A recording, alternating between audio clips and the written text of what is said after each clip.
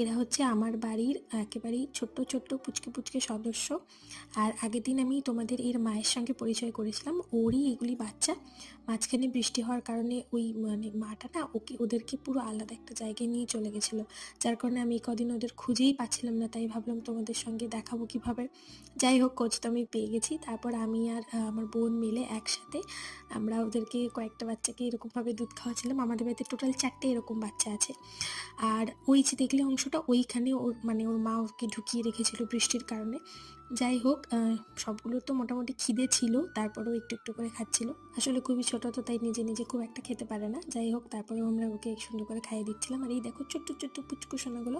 আর বাকি অংশটা ওর মাকেই খাইয়ে দিয়েছিলাম। আর তারপর রাত 9টার সময় বসেছিলাম হচ্ছে শিবরাত্রিতে এই রঙগুলো করব ঠাকুরের। মানে আমাদের এখানে না প্রতি বছর এরকম করে রং করা হয়।